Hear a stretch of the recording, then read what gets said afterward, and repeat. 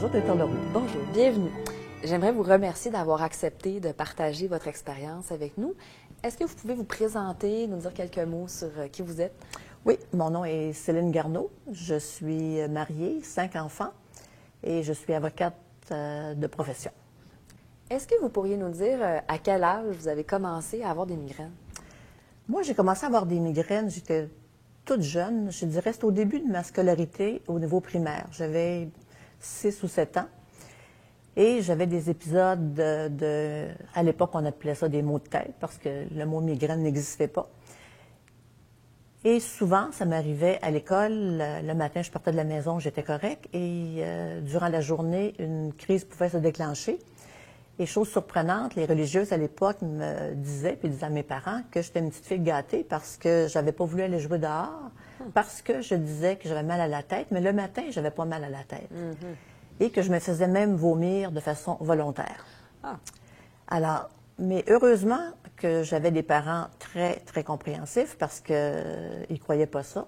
Même si les religieuses disaient à mes parents à l'époque, il faut la corriger, c'est une petite fille gâtée, il faut la punir, ou elle a des problèmes psychologiques. Alors, moi, mes parents ne croyaient pas ça, croyaient vraiment à la maladie que j'avais, et j'avais des maux de tête. D'ailleurs, ma grand-mère, moi, maternelle, avait elle aussi des crises de migraine. Combien de fois je suis arrivée chez elle avec mes parents et mes frères et sœurs. Il fallait enlever nos souliers parce qu'il ne fallait pas faire de bruit. Grand-maman était dans sa chambre, dans le noir. Donc, c'était une histoire familiale. Mais moi, à l'époque, je ne savais pas que c'était une histoire familiale. Moi, j'avais un problème qui était mon problème à moi et qui n'était pas celui nécessairement de ma grand-mère. Dans la trentaine ou par la suite, après votre enfance, vous êtes devenue une jeune adulte. Comment ça se passait à peu près dans cette période-là de votre vie au niveau des migraines? Moi, les migraines sont, je dirais, du primaire au secondaire, au cours classique, parce qu'à l'époque, quand on faisait un cours classique, c'était toujours en augmentant. Les périodes d'alcalmie que j'ai eues, moi, pour les migraines, c'était durant mes grossesses. Je n'avais presque plus de migraines durant mes grossesses.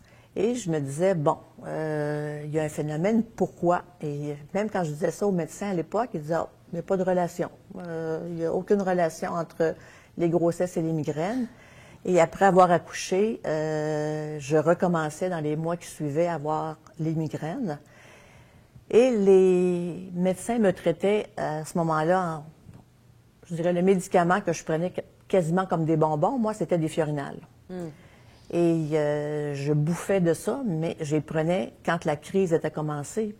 Donc, mais je n'avais pas l'impression que ça m'aidait, mais c'était la seule chose qu'on me donnait à l'époque, c'était dire, prenez des fiorinales, ayez une meilleure hygiène de vie, quoique je pense que j'avais une très bonne hygiène de vie. Je faisais de l'exercice, je me couchais à des heures régulières, je prenais pas de boisson. Donc, pour moi, j'avais une très bonne hygiène de vie, sauf ce problème-là. Donc, c'était ça, moi, je dirais, aller jusqu'à 45 ans. À cette époque-là, juste pour nous donner une petite idée, combien de jours de migraines ou de maux de tête vous aviez par mois? Si j'avais une semaine, moi, de travail qui était très, très intense, la plupart du temps, j'étais capable de faire ma semaine sans avoir de migraine. Mes crises de migraine étaient, la majorité du temps, se déclenchaient dans la nuit du vendredi au samedi. Et même si j'essayais psychologiquement de me dire « demain je travaille, je me réveillais vers 3 ou 4 heures du matin. J'étais dans la salle de toilette et je vomissais. Je me disais « je suis comme un chien » parce que je couchais littéralement sur le plancher et je pouvais passer la nuit du vendredi à samedi jusqu'au dimanche. Lorsque nous revenions à la maison avec les enfants de la campagne, c'était presque toutes les fins de semaine comme ça. Et c'est pour ça que j'étais rendue à croire que c'était psychosomatique, mon affaire, parce que j'en avais rarement des aussi grandes durant la semaine. Ça pouvait m'arriver, mais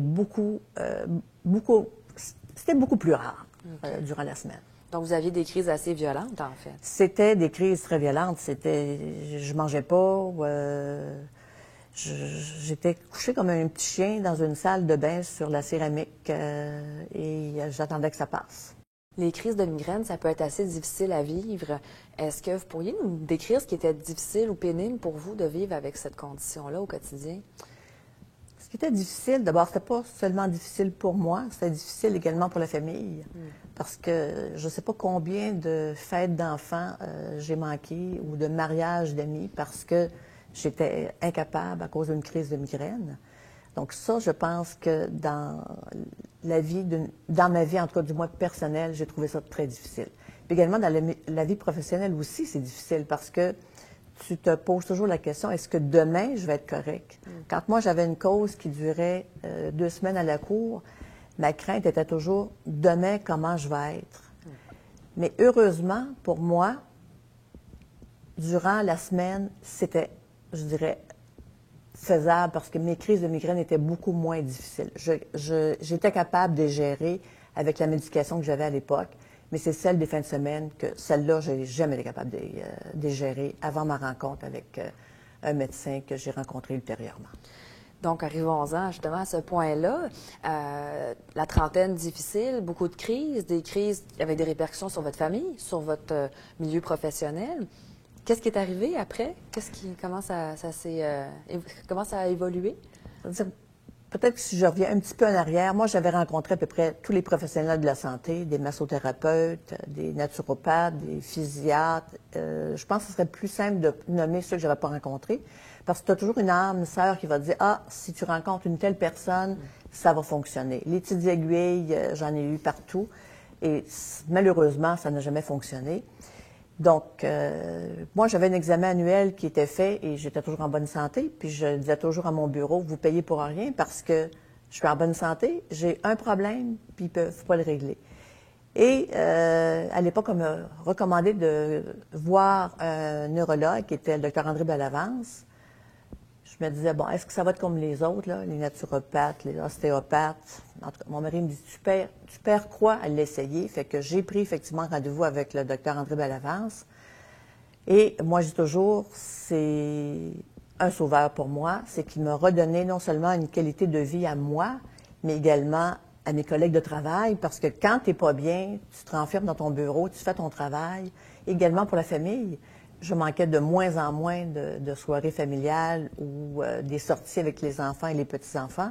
Donc, pour moi, c'était, je dis toujours, mon premier sauveur parce qu'il a réussi à régler, je dirais, une partie de mon problème.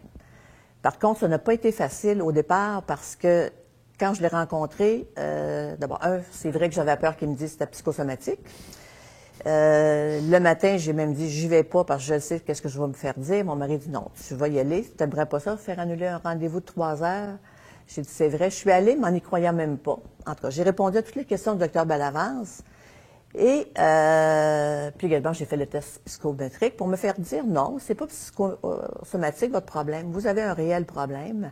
Et il y a des choses à faire. Lors de votre rencontre avec Dr Bellavance, le neurologue, il vous a parlé probablement de céphalie médicamenteuse, comme quoi les fiorinales que vous preniez peut-être pouvaient causer les maux de tête ou contribuer à vos maux de tête. Il vous a proposé de faire un sevrage. Pouvez-vous nous décrire comment ça s'est passé, ce sevrage-là? Oui, alors effectivement, c'était moi qui croyais que le fiorinal m'aidait. Je venais d'apprendre que c'était pas le cas. Donc, je devais cesser de prendre les fiorinales, donc tout rapporter mes petites pilules à la pharmacie et arrêter le café, mais c'était surtout les fiorinales. Donc, j'ai effectivement rapporté mes petites pilules tout ça à la pharmacie parce que je ne voulais pas être tentée de les reprendre. Et le sevrage a duré pour moi presque un mois, où j'ai été handicapée là, durant 30 jours de façon incroyable. Je vomissais, j'ai perdu 15 livres durant ce mois-là. Donc, c'était ça pour moi, le sevrage. Et chaque jour, je me disais, demain, ça devrait être mieux, mais ça a pris 30 jours. Mais après ça, c'est là qu'on a commencé après ça à suivre l'autre traitement qui était la prise de Limitrex. Limitrex, c'est une injection, donc un stylo-injecteur. C'était les tout débuts de Limitrex à l'époque. Je pense que vous avez fait partie d'un protocole de recherche même. Ce traitement-là était suffisant pour casser vos crises? Est-ce que c'était efficace pour vous? Oui, parce que moi, d'abord, j'ai eu la chance dans cette étude à l'aveugle d'avoir le vrai médicament, donc ce n'était pas le placebo. Et également, je traitais la migraine avant qu'elle apparaisse. Donc, j'avais vraiment un protocole à suivre, des étapes. Dès que j'avais un signe qu'une migraine s'en venait, j'avais le stylo injecteur que je devais me donner. Et si, je pense, c'était 2 heures après, j'en avais encore, je prenais la deuxième dose. Et moi, j'étais certaine que j'avais pas le placebo parce que ça fonctionnait. Alors, parce que j'avais une rencontre avec le Dr Bellavance à chaque semaine pour faire rapport. Et je rencontrais une infirmière. Il y avait également plusieurs tests à faire. Et moi, j'étais convaincue que c'était le bon médicament parce que, pour une fois, ça fonctionnait. C'était efficace. C'était efficace. Par la suite, après avoir essayé beaucoup de traitements préventifs, cette fois pour diminuer la fréquence de vos maux de tête, le docteur Bellavance en est venu à vous proposer des traitements de Botox. Est-ce que vous pouvez nous décrire ce que ce traitement-là a fait pour vous ou qu'est-ce que ça vous a apporté? Mes migraines avaient vraiment beaucoup diminué, sauf que j'avais également des problèmes cervicaux, faisant en sorte que, puis peut-être en vieillissant, faisant en sorte que le Botox pour le Dr Bellavance m'aiderait. Parce que là, les Mitrex, j'avais recommencé à avoir plus de migraines et plus souvent et plus fortes. Alors, on a commencé, même si j'étais un petit peu réticente à l'époque, parce que je ne le connaissais pas, sauf ce qu'on voyait pour l'esthétique. J'ai quand même accepté d'avoir le Botox et je l'avais aux 6 mois. Et à ma grande surprise, effectivement, ça a fonctionné. Et durant quelques années, aux 6 mois. Par la suite, ça ne fonctionne. Je voyais que les 2 derniers mois, puis là, je me disais, si on le donnait plus tôt, est-ce qu'il y a une contre-indication? Le Dr Bellavance ne dit pas du tout. Alors, on a commencé à le donner aux 6 mois. Et je dirais que depuis ce temps-là, ma qualité de vie, aux 4 mois, ma qualité de vie, moi, je dis être extraordinaire. J'ai plus du tout la même qualité de vie, tant personnel, professionnel, familial, depuis que j'ai le Botox aux 4 mois. Combien de crises de migraine avez-vous par mois maintenant? Je dirais que j'ai encore des migraines. Ce serait faux de dire qu'elles sont complètement disparues. J'en ai encore. Mais sauf que je peux fonctionner. J'ai plus peur de dire, bon, je vais manquer une sortie, je pourrais pas aller à tel endroit.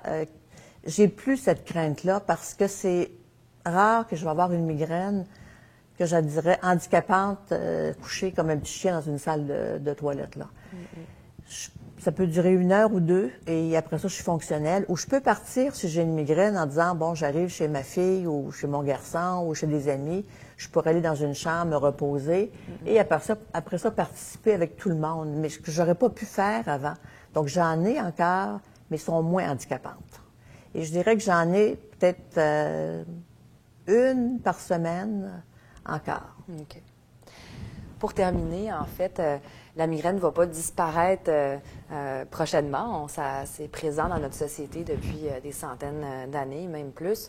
Qu'est-ce que vous souhaiteriez aux jeunes personnes qui commencent, qui ont des migraines, qui ont dans la vingtaine peut-être? Qu'est-ce que vous leur souhaiteriez à ces personnes-là pour leur futur? D'abord, avant de leur souhaiter quelque chose, je dirais que à ces personnes-là qu'elles ont une réelle maladie. C'est pas psychosomatique, c'est pas vrai. Moi, on m'a fait croire ça, puis on vient, mais on est qu'on le croit. Donc, c'est pas vrai. C'est une maladie. Malheureusement, c'est pas une maladie comme on va voir si quelqu'un fait du diabète, qu'on peut voir par une prise de sang. Mais c'est une chose qui est là. Et je me dis, ce que je peux souhaiter à ces personnes-là, c'est de rencontrer les bonnes personnes.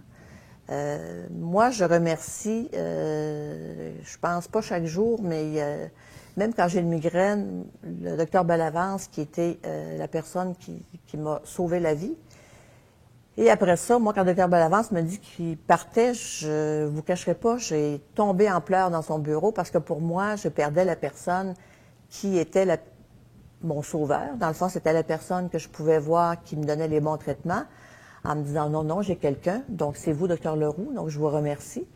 Parce que ça prend des gens comme vous et comme docteur Bellavance de croire que c'est une réelle maladie pour tenter de trouver des solutions. Puis il y en a sans doute plusieurs et qui s'appliquent à chacune des personnes. Moi, j'ai eu le docteur Bellavance qui a commencé le traitement. Vous le poursuivez. Et je souhaite à ces jeunes personnes-là de consulter les bonnes personnes. De trouver des traitements. Et de trouver les traitements appropriés pour elles ou pour lui. Et je vous remercie de votre témoignage. Et puis, c'est un travail d'équipe entre le médecin et le patient pour finir par trouver finalement une approche qui permet de retrouver une bonne qualité de vie. Merci beaucoup, Mme Herman. Ça m'a fait plaisir.